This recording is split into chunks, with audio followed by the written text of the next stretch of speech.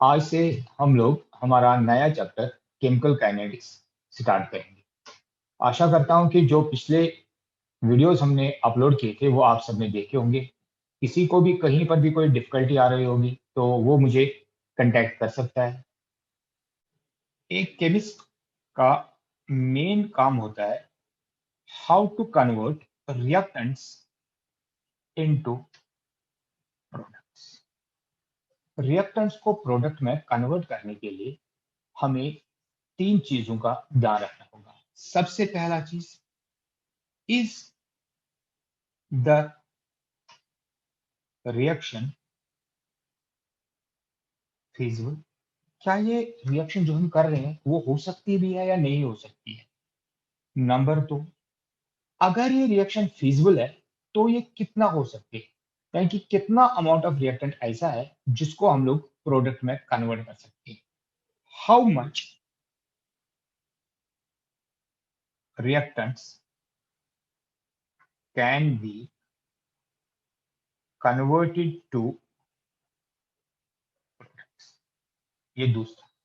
और अगर ये पॉसिबल भी है कि हम लोग रिएक्टेंट को प्रोडक्ट्स में कन्वर्ट करें, चाहे 10%, चाहे 20%, चाहे 80%, चाहे 100%, तो तीसरा क्राइटेरिया है कि how much time it takes, कितना टाइम लगेगा कि हम लोग रिएक्टेंट को बेटा प्रोडक्ट में कन्वर्ट करें।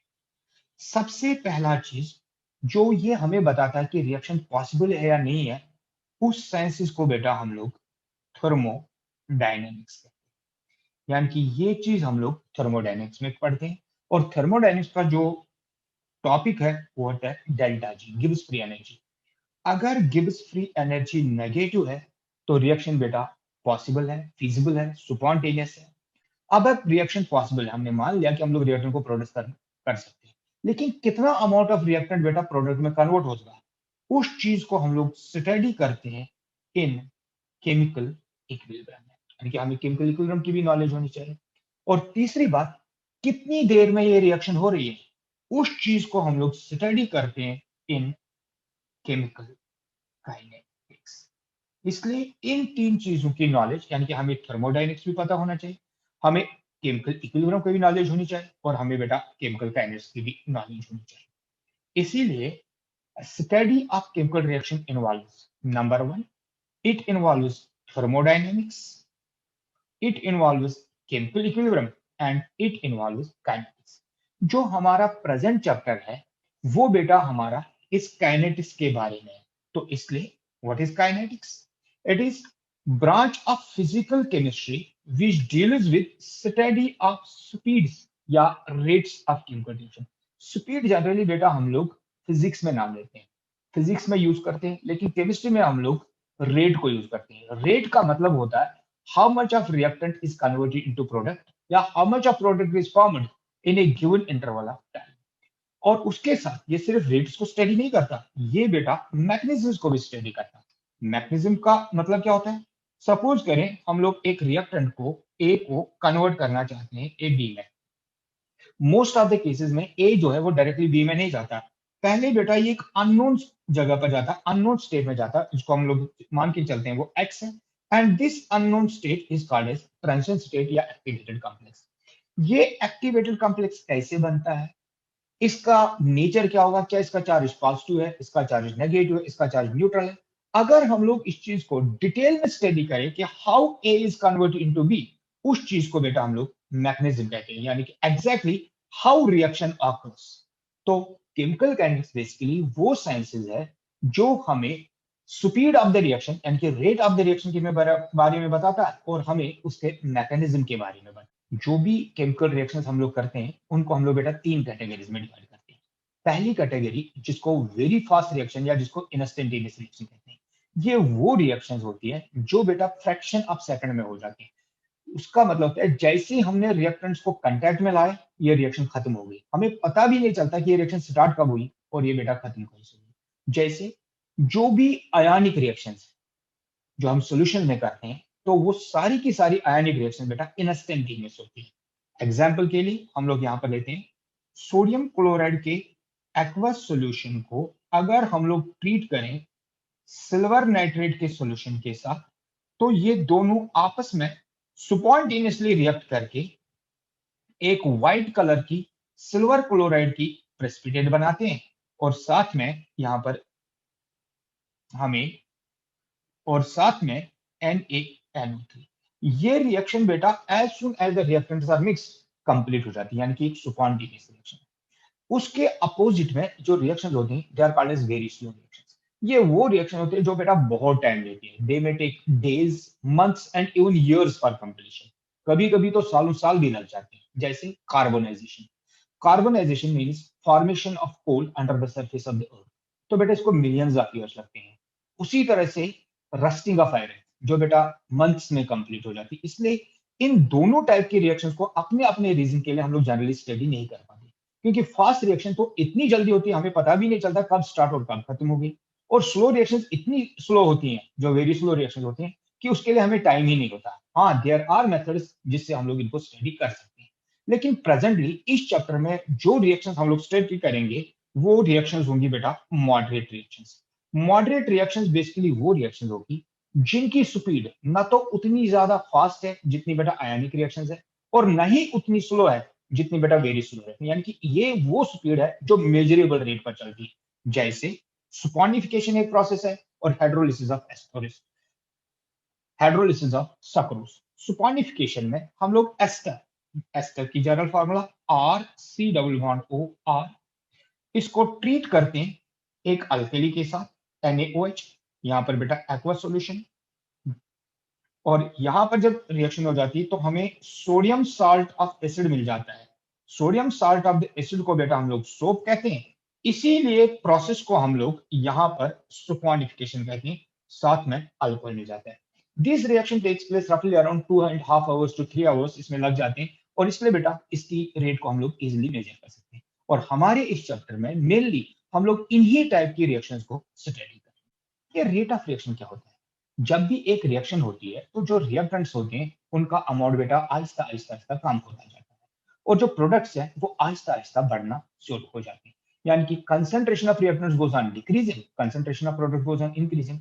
अब जो रिएक्टेंट्स की कंसंट्रेशन डिक्रीज होती है, तो कितनी कंसंट्रेशन डिक्रीज हुई इन ए गिवन इंटरवल ऑफ टाइम, उस चीज को हम लोग रेट करते हैं। उसी तरह से कितना प्रोडक्ट बना उसी अब टाइम में, उसको बेटा हम लोग rate of products कहेंगे।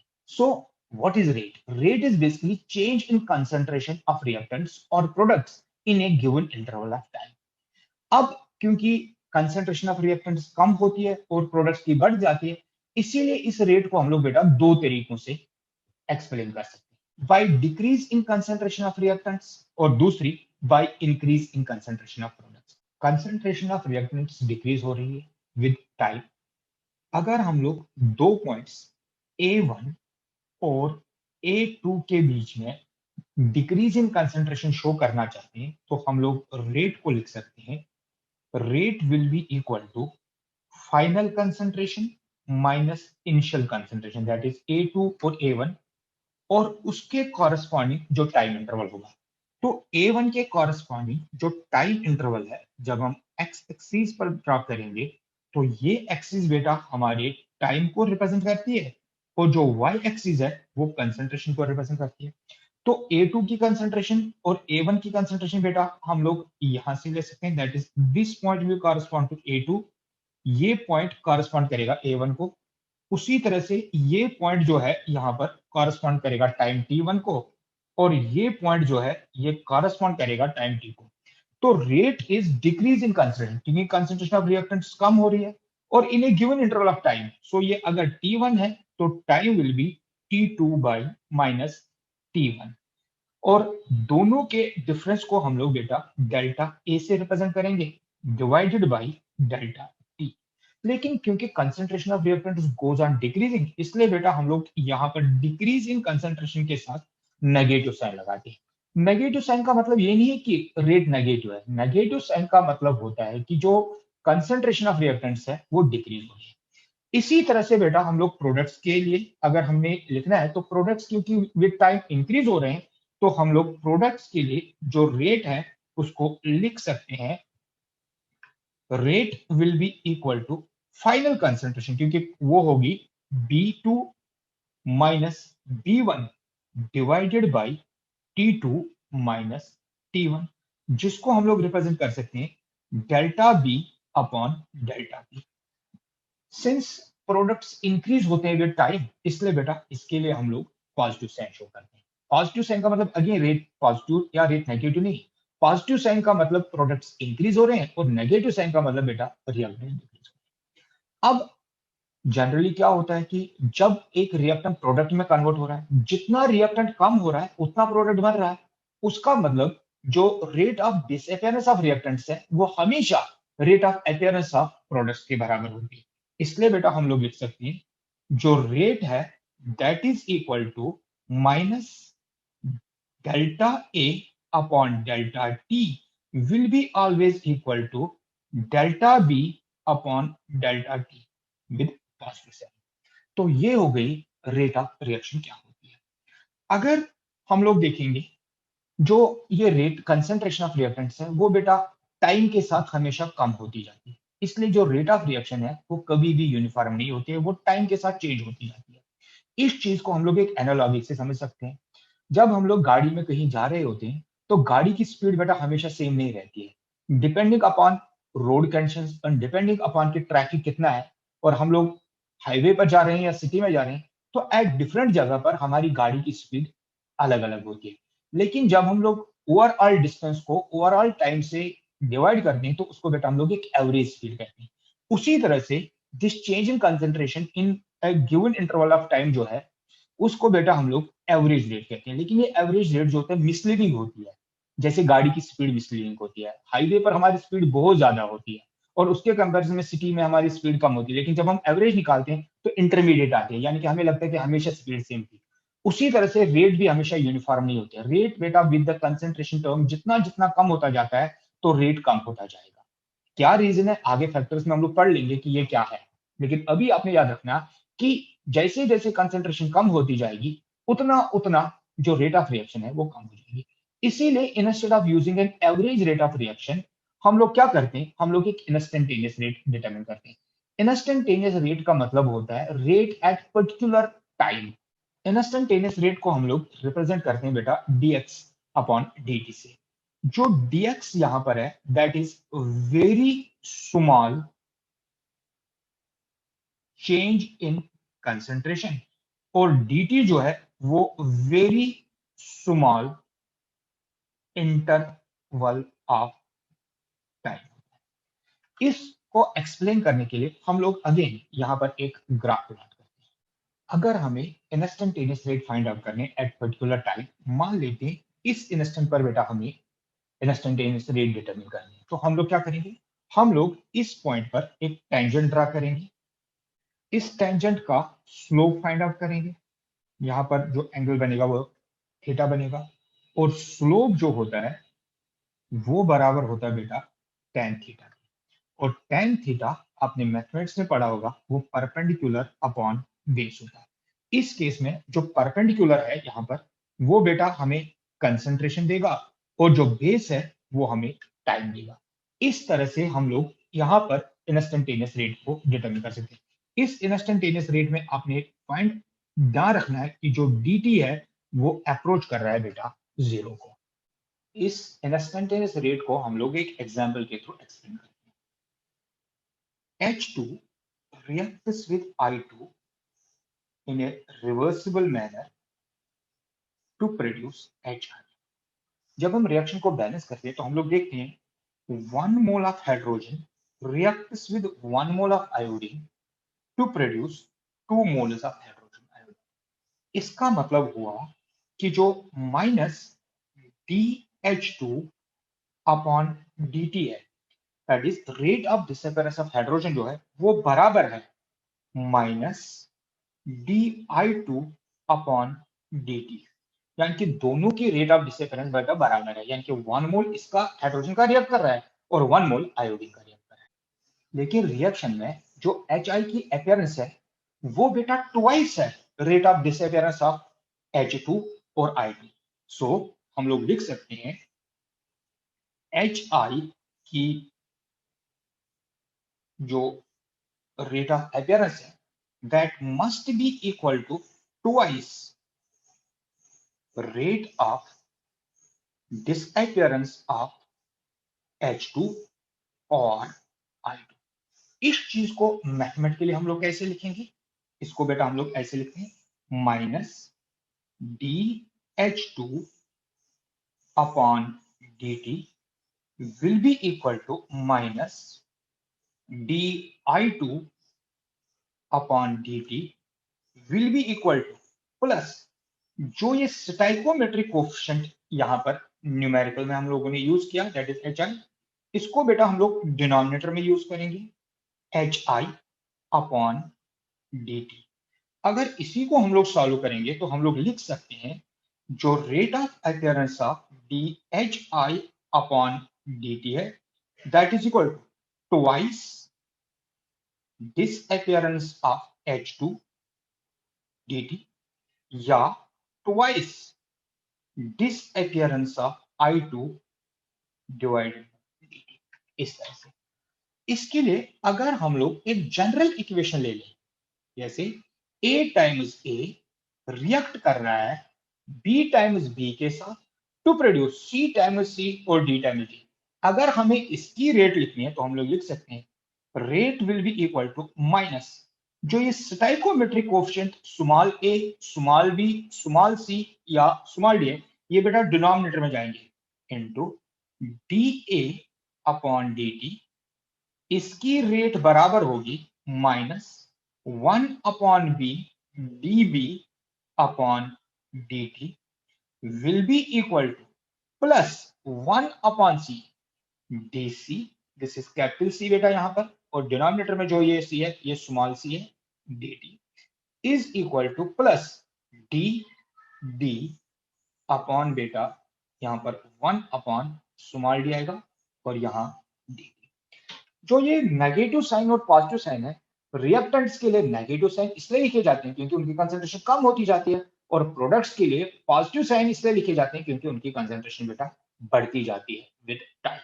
एक और चीज का आपको यहाँ पर ध्यान रखना होगा कि जब हम रेट ऑफ रिएक्शन को एक्सप्रेस करते हैं तो जो चेंज इन कंसंट्रेशन है उसको हम लोग डिवाइड करते हैं उसके स्टाइकोमेट्रिक कोएफिशिएंट से। लेकिन जब हम रेट ऑफ अपीयरेंस या रेट ऑफ डिसअपीयरेंस शो करते हैं तो उस समय स्टाइकोमेट्रिक कोएफिशिएंट से बेटा हम लोग डिवाइड नहीं करते। तो एक जनरल इक्वेशन लेते हैं जिसमें A टाइम्स A रिएक्ट करता है B टाइम्स B के साथ और प्रोडक्ट देता है C टाइम्स C और D टाइम्स D। इसमें जो ये small a, small b, small c and small d है, इनको स्टोइशियोमेट्रिक कोएफिशिएंट्स कहते हैं। ये वो नंबर्स होते हैं जो हम लोग रिएक्शन को बैलेंसिंग के लिए यूज करते हैं। अब बेटा इस इक्वेशन में अगर हमें रेट ऑफ डिसअपीयरेंस ऑफ ए लिखनी हो तो हम लोग लिखते हैं माइनस, क्योंकि रिएक्टेंट है तो माइनस लिखेंगे डी ए अपॉन डी टी। उसी तरह से rate of disappearance of b लिखनी हो तो minus delta B upon delta t. लेकिन जब हम रेट ऑफ, यहां डिसअपीयरेंस नहीं है, यहां अपीयरेंस है और यहां पर भी बेटा अपीयरेंस है, रेट ऑफ अपीयरेंस ऑफ सी लिखेंगे क्योंकि ये प्रोडक्ट है तो प्रोडक्ट के लिए प्लस साइन शो की जाती है डी सी या del c upon D t, और सिमिलरली यहां पर भी d d upon delta t. देखिए ये हुआ जब हम रेट एक्सप्लेन करते हैं, रेट ऑफ अपीयरेंस या रेट ऑफ डिसअपीयरेंस। इसके अगेंस्ट जब हम लोग rate of reaction same reaction के लिए लिखेंगे तो बेटा ये स्टोइशियोमेट्रिक कोएफिशिएंट्स को हम लोग यूज करते हैं। तो इस रिएक्शन में minus 1 upon A D A upon D del T will be equal to minus B का स्टोइशियोमेट्रिक कोएफिशिएंट स्मॉल बी है तो 1 upon B delta B upon delta T will be equal to plus 1 by C delta C upon delta T और equal to 1 by D delta D upon delta T. तो rate of appearance और disappearance में stoichiometric coefficients को हम लोग use नहीं करते हैं, लेकिन जब रेट ऑफ रिएक्शन करनी हो तो वहां पर बेटा हम लोग स्टोइशियोमेट्रिक कोएफिशिएंट्स यूज करते हैं। तो इस रिएक्शन के लिए अगर हमें रेट ऑफ रिएक्शन लिखनी हो तो हम लोग लिखेंगे minus del N2 upon dt, क्योंकि यहाँ जो स्टोइचियोमेट्रिक कोएफिशिएंट है वो 1 है तो उसको लिखने की जरूरत नहीं है, इक्वल टू माइनस 1/3, क्योंकि जो स्टोइचियोमेट्रिक कोएफिशिएंट होता है बेटा ये डिनोमिनेटर में जाता है, del H2 upon dt will be further equal to, अब क्योंकि प्रोडक्ट साइड में आ रहे हैं तो प्लस वाली साइड 1/2 d NH3 अपॉन बेटा dt। अब यहां पर अगर आप देखेंगे जितने भी ये स्टोइचियोमेट्रिक कोएफिशिएंट्स हैं वो सारे के सारे बेटा यहां पर हमने डिनोमिनेटर में यूज किए। लेकिन जब हम इसी रिएक्शन के लिए रेट ऑफ डिसअपियरेंस ऑफ और ये रेट ऑफ अपीयरेंस शो कर देते हैं तो उस समय रेट ऑफ डिसअपियरेंस में स्टोइचियोमेट्रिक कोएफिशिएंट्स को हम लोग यूज नहीं करते हैं। जैसे यहां पर लिखना तो यहां पर सिर्फ लिखेंगे minus dl n2 upon dt, यहां पर रहेगा minus H2 upon del T और यहां पर plus del NH3 upon delta t. यहां पर आप देख सकते हैं कि यहां पर कोई भी स्टोइचियोमेट्रिक कोएफिशिएंट्स इन्वॉल्व नहीं। Rate of formation of NO is 3.6 into 10 raised power minus 3 mole पर लीटर पर सेकेंड, और हमें बताना है rate of disappearance of ammonia and rate of formation of water. तो सबसे पहले बेटा हम लोग रेट ऑफ रिएक्शन लिखेंगे। तो रेट ऑफ रिएक्शन में क्या करते हैं हम लोग, जो रिएक्टेंट साइड है उसके लिए माइनस साइन यूज करते हैं अलॉन्ग विद स्टोइचियोमेट्रिक कोएफिशिएंट्स, और जो प्रोडक्ट साइड है उसको बेटा प्लस साइन से डिजिग्नेट करते हैं। तो इस रिएक्शन की रेट ऑफ रिएक्शन बनेगी del NH3 upon del T will be equal to 1/5 del O2 upon del T equal to plus 1/4 del NO upon del T equal to 1/6 del H2O upon del T. अब बेटा यहां पर हमें explain करना है rate of disappearance of ammonia. तो rate of disappearance of ammonia हम लोग यहां पर इस इक्वेशन से एक्सप्लेन कर सकते हैं, और किसके साथ कंपेयर करना है, rate of formation of NO के साथ, यानी कि इसके साथ बेटा कंपेयर करना है। तो हम लोग लिखेंगे rate of disappearance minus del NH3 upon dt minus में रेट ऑफ अपीयरेंस, यहां पर सॉरी ये डिसअपियरेंस नहीं है ये अपीयरेंस है, अपीयरेंस ऑफ नाइट्रिक ऑक्साइड जो है वो है डेल NO अपॉन dt। यहां पर आपने नोट करना है कि हम लोग यहां पर स्टोइचियोमेट्रिक कोएफिशिएंट्स को यूज नहीं करते हैं, लेकिन इक्वेशन के हिसाब से रेट के इक्वेशन से minus 1/4 del NH3 upon dt जो है that will become equal to 1/4 del NO अपॉन del T। इस इक्वेशन को अगर हम सॉल्व करते हैं तो हम लोग यहां पर लिखेंगे विच इंप्लाइज, इस 4 को बेटा हम लोग यहां ले जाएंगे तो minus D NH3 upon dt, ये 4 कैंसिल हो जाएगा तो will be equal to del NO upon dt, जो कि हमें बेटा वैल्यू में प्रोवाइड किया गया, that is 3.6 into 10 raise power minus 3। तो वैल्यू आएगा 3.6 into 10 raise power minus 3 mole पर लीटर पर सेकेंड। तो ये बेटा वैल्यू आएगा हमारा rate of disappearance of ammonia, जो कि बराबर है rate of appearance of nitric oxide. अब बेटा rate of formation of water, तो rate of formation of water भी हम लोग इसी इक्वेशन से डिजिग्नेट कर सकते हैं। तो rate of formation of water हम लोग इस इक्वेशन को इक्वेट करना है इस इक्वेशन के साथ, तो हम लोग लिख सकते हैं rate of formation of water जो है वो होगा D H2O upon dt, rate of disappearance of nitric oxide जो होगा डी NO अपॉन dt। लेकिन रेट इक्वेशन के हिसाब से यहां पर हम लोग इक्वेशन देखते हैं ये दोनों इक्वेशंस को हमने बेटा यहां पर यूज करना है, तो हम लोग लिखेंगे 1/4 del NO अपॉन del T इक्वल टू, इस केस में वाटर के केस में ये इक्वेशन जो है वो 1/6 है, तो आएगा 1/6 del H2O upon del T, which implies d H2O upon dt will be equal to, इस 6 को बेटा यहां लाएंगे 6/4 into del NO upon dt।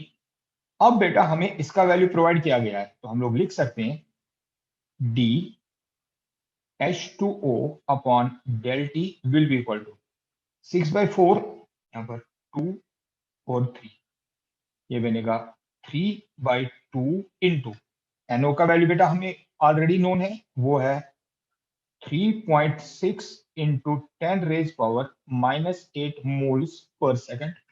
2 1s are 2 1s are 2 8s are 16, so which implies appearance of water is equal to, इसको अगर multiply करेंगे ये 5.4 into 10 raise power, sorry यहां पर बेटा ये